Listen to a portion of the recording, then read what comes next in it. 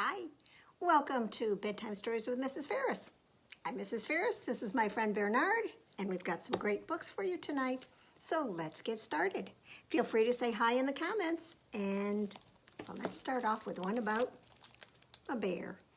I bet you that Bernard picked this out. This is The Bear Who Stared by Duncan Beedle. Big book. And it's published by Little Bee Books. There was once a bear who liked to stare and stare and stare.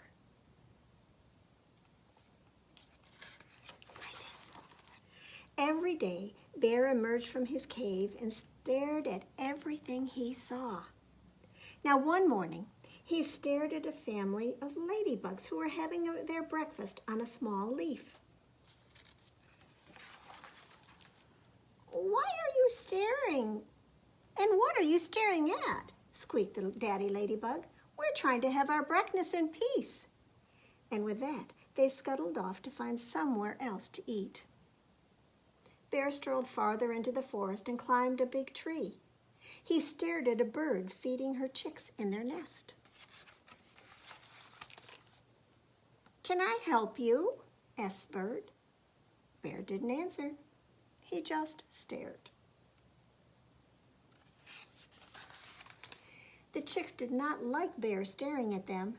They didn't want him watching while they ate their lunch. "Go on, shoo!" squawked the bird. "Get down on the ground where you belong." Bear climbed back down to the forest floor where he spied a badger's burrow. He poked his head into the entrance, and I'm sure you can guess what happened next. "Oh, stop gawking," barked the badger, and he bit poor Bear right on his nose. He was a particularly angry badger. Bear pulled his head from Badger's burrow with a pop and skulked off, rubbing his sore nose. Now, before long, Bear found a log to sit on by a large green pond. He sat and pondered by the pond. That means he thought a lot. Bear didn't mean to annoy all the other animals. He was just naturally curious, but too shy to say anything. "I've seen that look before," said a small, croaky voice coming from the pond. Bear looked down and saw a plump little frog. Bear stared at the frog. The frog stared back with his big, googly eyes.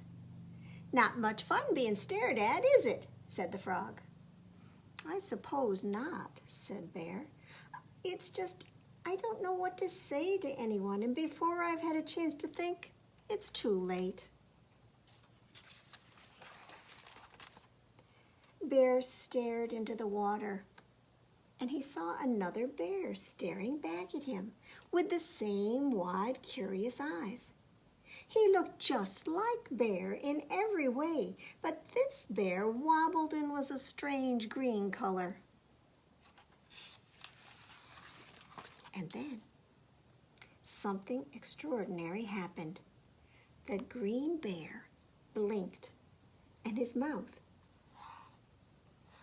turned into a smile, which turned into a big, happy grin. "You see," said the frog, "sometimes a smile is all you need. I may have big, googly, starey eyes, but I also have the widest smile in the whole forest." And then Frog showed Bear his biggest, widest, happiest smile before diving into the water. And as the frog disappeared, so did the wobbly green bear. Well, the next day, Bear trudged out of his cave, and he saw the ladybug family enjoying their breakfast on a small leaf. The daddy ladybug was just about to gather up their things and leave when Bear said, "Hello," with a big smile on his face. "Oh, hello," replied the daddy ladybug. and he smiled back. Bear strolled happily into the forest. Bear made lots of new friends that day, and he didn't feel the need to stare.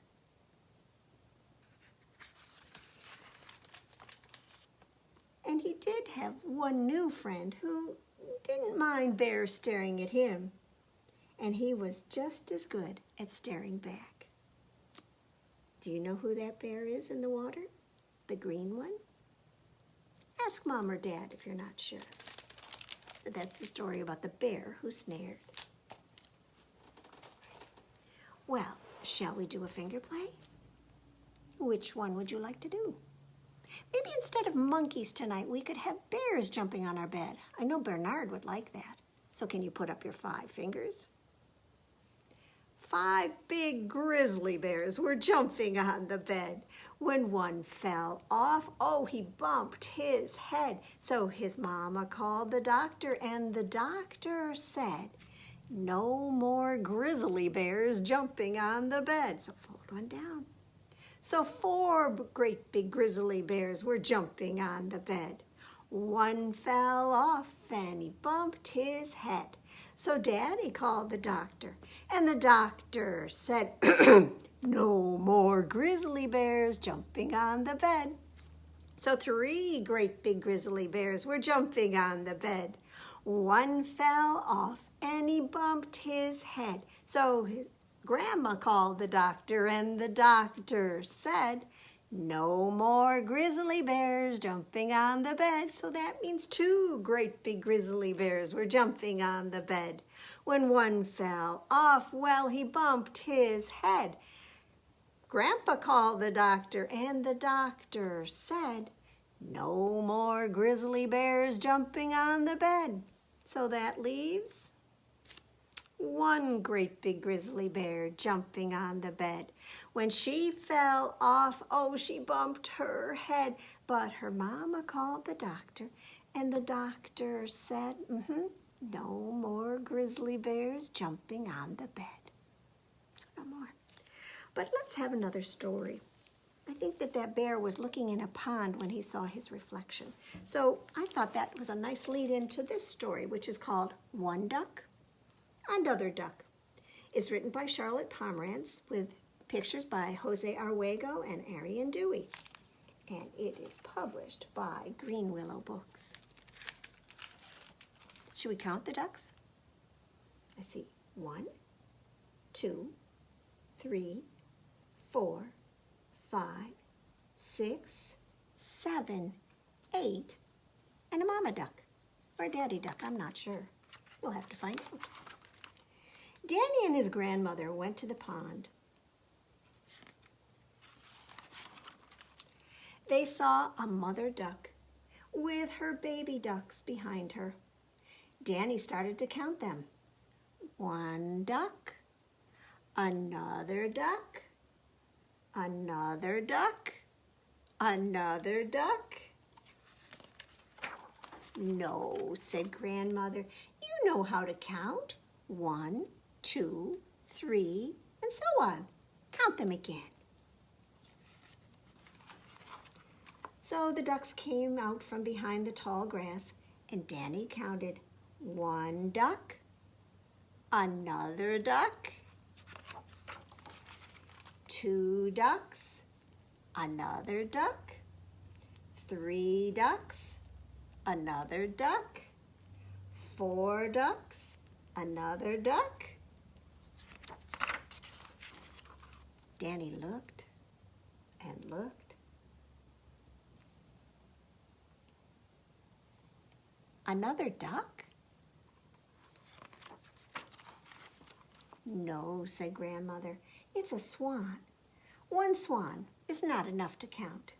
But look, here comes some more ducks. You've counted 5. What comes next? Danny counted 6 ducks, another duck, 7 ducks, another duck, 8 ducks, another duck, 9 ducks, said Danny. Danny and Grandmother watched the ducks go by. "Another duck?" he asked. "No," said Grandmother, "no more ducks." "Look, Grandma, you're wrong." Here comes something. Can you see that? Can you guess who that might be? 10 ducks, said Danny. 1, 2, 3, 4, 5, 6, 7, 8, 9, 10. Very good, said Grandmother. You can count to 10. Look, Grandma, now there are enough swans to count. Grandmother yawned. No, Danny, enough counting. It's time to go home. Danny smiled to himself. I know, he thought. I'll count the stars. That might take a long time. Yes. All right. Well, what finger play would you like to do now? Let's see. Should we do the Grand Old Duke of York? You've been sitting through 2 stories, and this will give you a chance to move around a little bit because you'll need to stand up and sit down. The Grand Old Duke of York, he had 10,000 men. He marched them up to the top of the hill. Now you can either stretch your arms up or you can stand up so you're even taller. And he marched them down again. For when they were up, they were up. And when they were down, they were down. And when they were only halfway up, they were neither up nor down. Let's do it again a little faster, okay? The Grand Old Duke of York, he had 10,000 men. He marched them up to the top of the hill and he marched them down again. For when they were up, they were up. And when they were down, they were down. And when they were only halfway up, they were neither up nor down. Now, what do you think? When we have this song during our pajama story time during the summer in the library, we always do 3 verses. And the last one is as fast as I can sing it. And there's also a tricky part in it that we haven't put in before, so don't get lost along the way, okay? All right, here we go. The Grand Old Duke of York, he had 10,000 men. He marched them up top of the hill, he marched them down again. He marched them to the left, he marched them to the right. He marched them over upside down. Oh, what a funny sight. For when they're up, they're up. And when they're down, they're down. And when they're only halfway up, they're neither up nor down. Told you it was silly. All right, this is called The Lion Inside. This is by Rachel Bright with pictures by Jim Field. And it is published by... What's it going to tell us? Scholastic Press. Now I see that is no lion. What is that? A mouse, yes.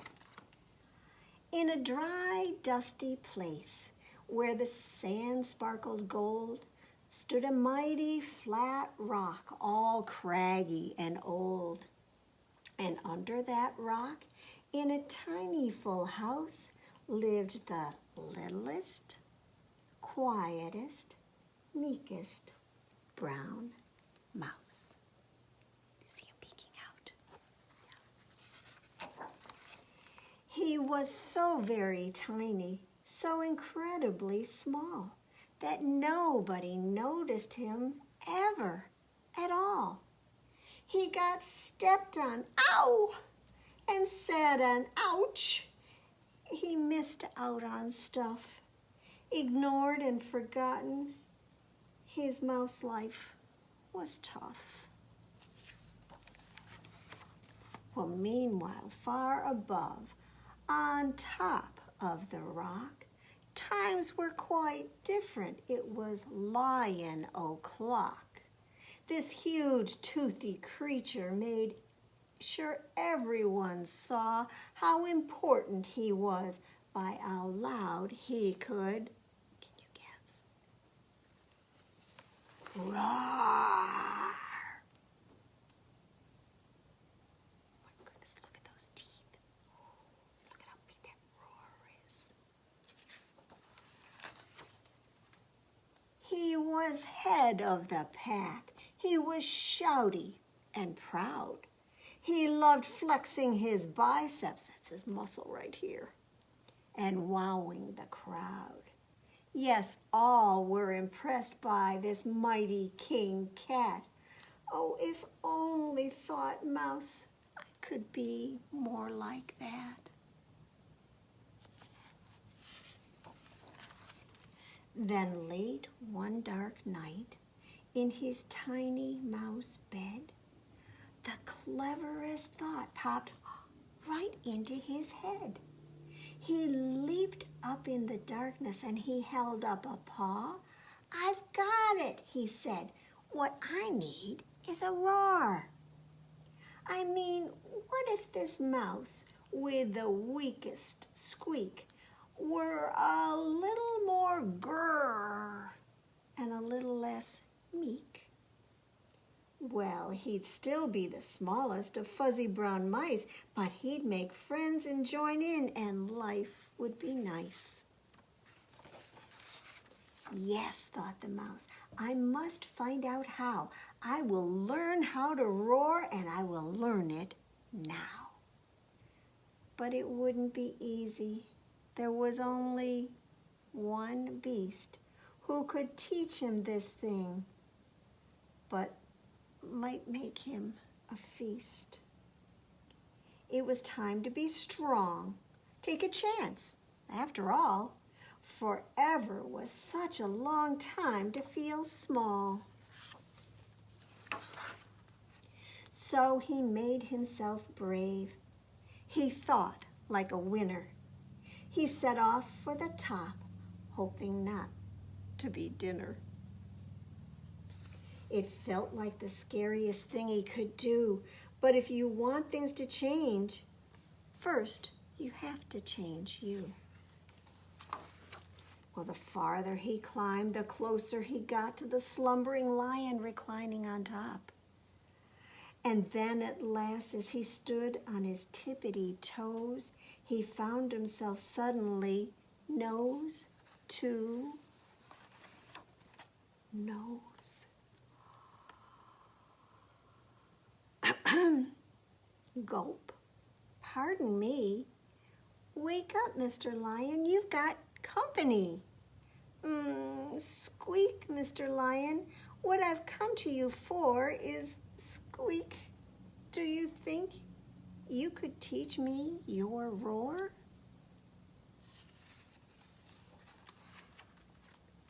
Well, a silence befell that twinkling plain. Lion opened his eyes and he puffed out his mane. Time went so slowly, it felt like a week. Then he opened his mouth and let out a eek.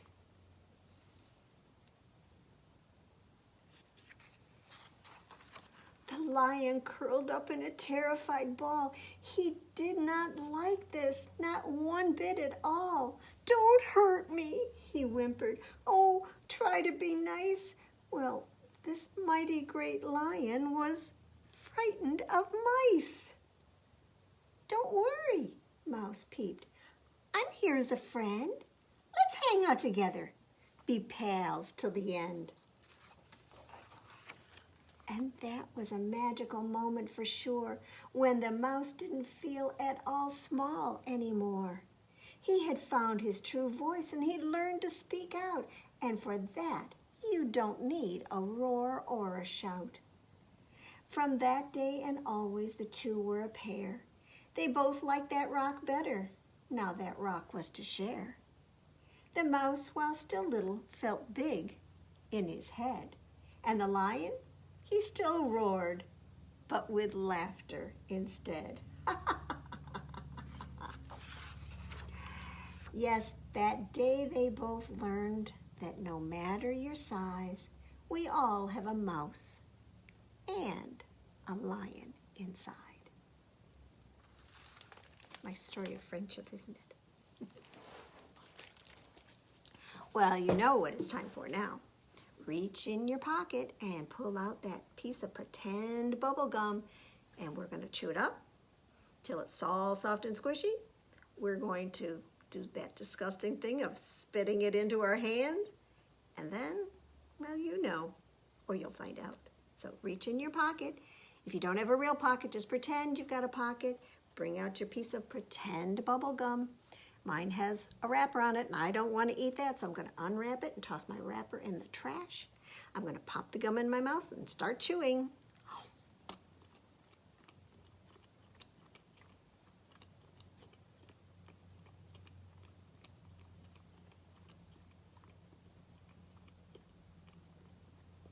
Is it soft and squishy enough?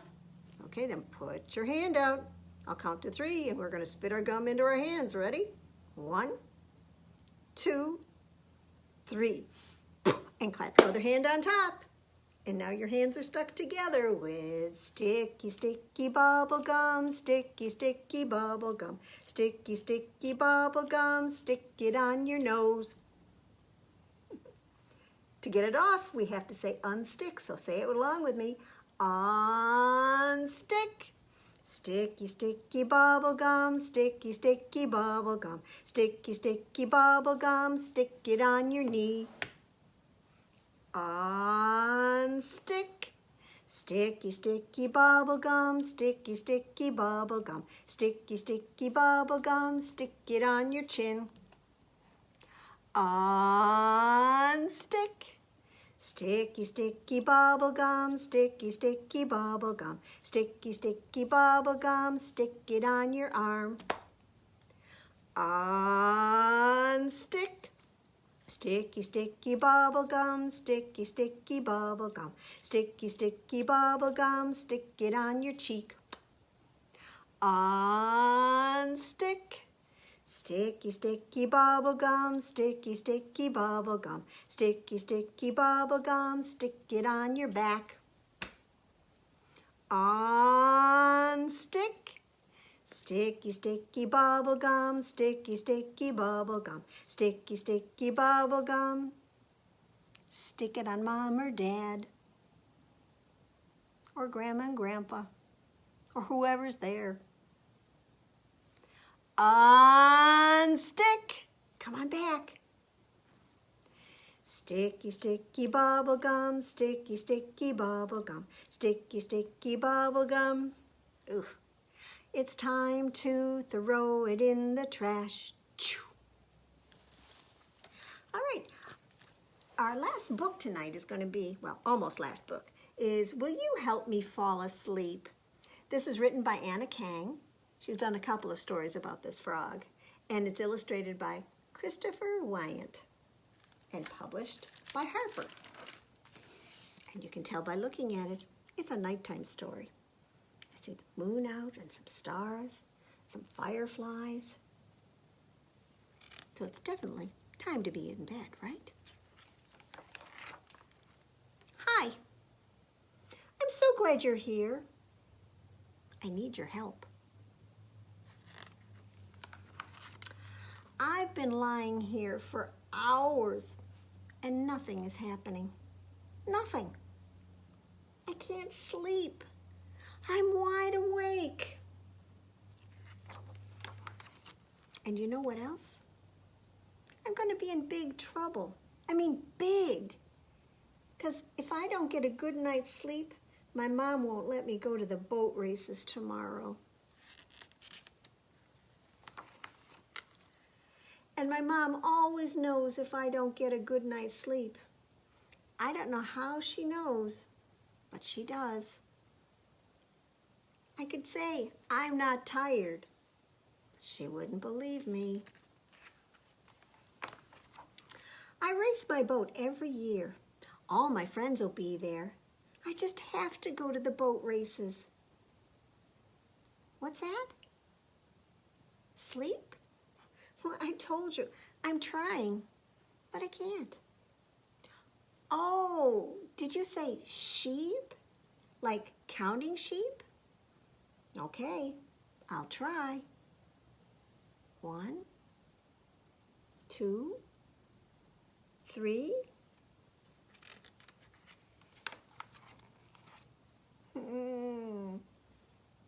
4, 5, 6, 7, 8, 9, 10, 11, 46, 47, 48, 49, 124, 675. Sheep scare me a little. They're so loud. Any other ideas? A book? Oh, I love books. Good idea.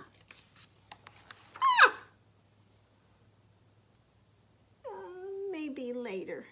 That wasn't the best book to choose. Can you see what that is? Bump. It's really dark and quiet. I don't like dark and quiet. Oh, what's that thing over there? Oh, it's Mr. Dimple. I won Mr. Dimple at the boat races last year. Monty, who are you talking to? Go to sleep. Okay, Mom. But I can't. When I get sad at school, Mrs. Chan tells me to take a slow, deep breath.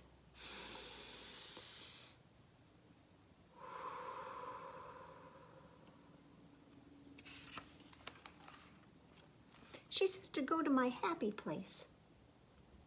Like racing boats on the pond, getting ice cream, having a picnic with my family.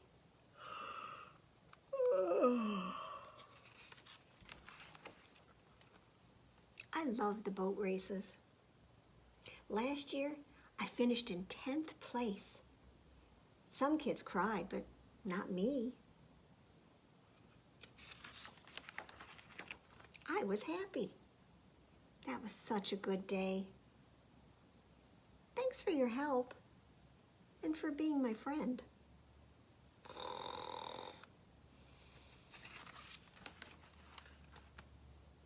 And guess what? He had enough sleep, so he was able to go to the boat races.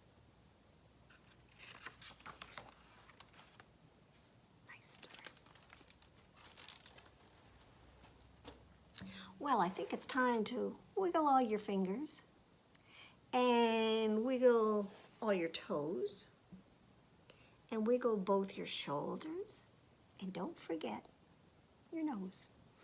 Can you wiggle both your elbows and slap your knees and stretch your arms way, way up? Oh.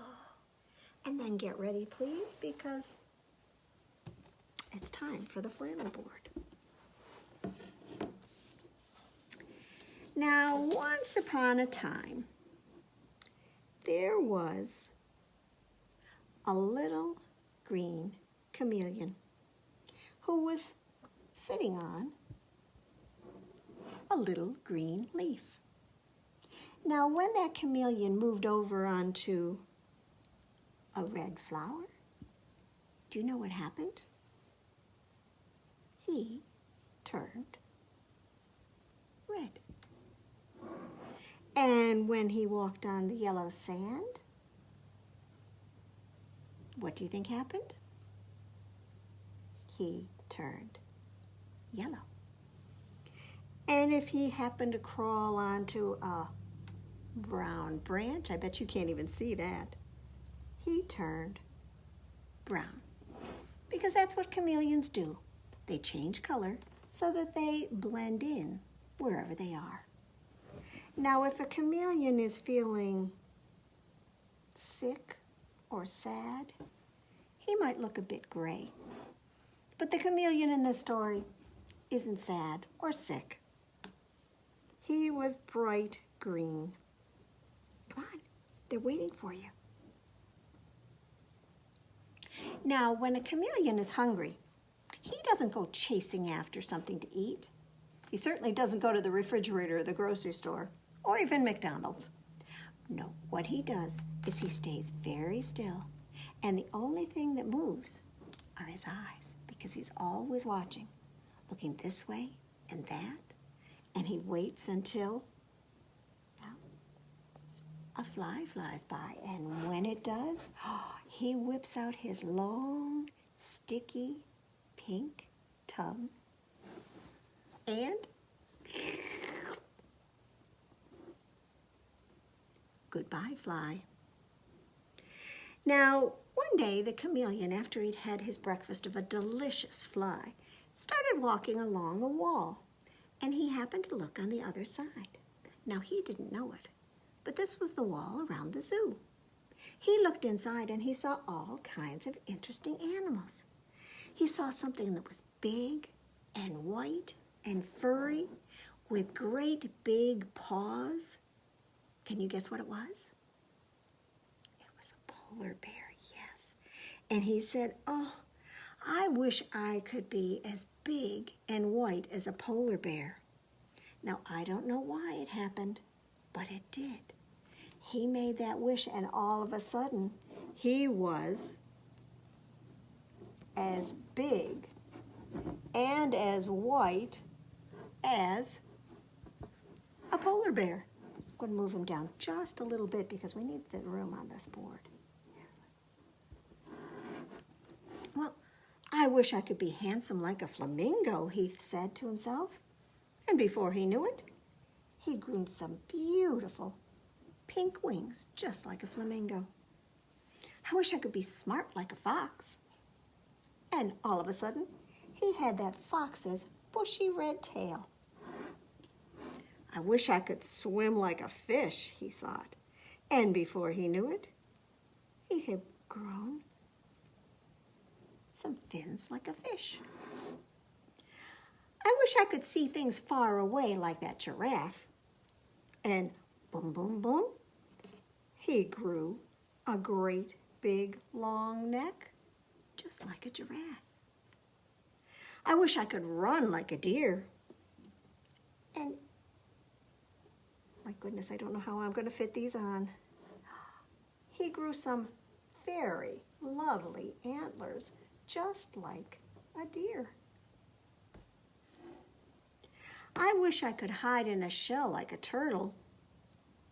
And he grew a shell like a turtle. I wish I could be strong like an elephant.